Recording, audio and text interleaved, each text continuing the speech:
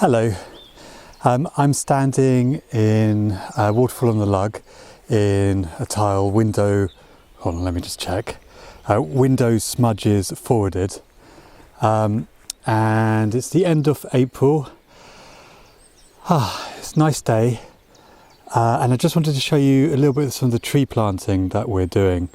We're experimenting with a couple of different things. So as you can see, this is quite a steep slope covered in bracken, and as in other places we've tried to use the bracken to give it cover. So you can see here this little rowan tree is doing quite well, and there's a load of bracken that just inside it, covering it up, and that stops things getting to it and eating away and eating round the bark and digging it up. As you can see over here, we still have some rogue sheep that occasionally get in, and saplings are very tasty for them. But lots of other things, like there's deer that come through here. I think squirrels, even voles will also do it. So there's a lot of things that will try and eat it. So this bracken, the idea is to try and give it a bit of cover. Another thing that we're trying, because there's a nice slope here, is a bit of sabre planting.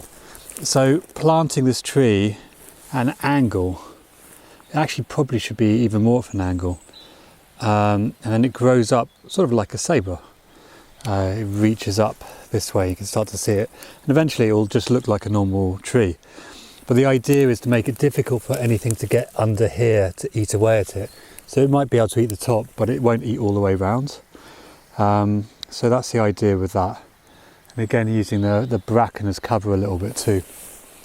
Over here, whoop. So this is the more traditional way, more robust way. You put something up around it so nothing can get to it. Now that's great. You'll see it's not just a stick. If you look in there, it is growing. The thing we found is that where it's been really windy, these things just blow down. Hence, this has a lot of cover to stop it blowing down. So yeah, and theoretically things can still get in. You have to be quite careful trying to get it down to the bottom. So if something might still get through, we'll see. Whereas in other places here, we've simply just tried to see what might work. So trying a few different little bits and pieces. So this older tree is sort of lodged into what was a cow print. And up here, we have a couple of elder. I don't think this is a rowan again. So doing well, and then when the bracken comes up, it will sort of cover it. We'll see how that will pan out. Another rowan there. And there's also, we're seeing some natural propagation.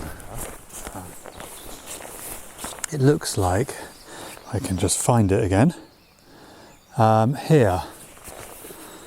See, I think this is, I need to double check this. I think this is a little hazel that's just come from the row of hazels here. And really interestingly, there's also an ash tree. It looks like, again, just naturally propagating. I'm not sure where from. So yeah, so that's the mix of things that's happening here. Some of it active intervention, some of it natural, and we'll start to see over the we'll start to see initially how well they do. So first, do they take? Will they survive the planting process? So there's an oak over here that I don't think has, although it's a bit early for the oak to come out yet. And then what happens over time? So can it stay resilient? Do things like the bracken and the sabre planting give enough cover for the occasional sheep, deer and other things that want to eat it?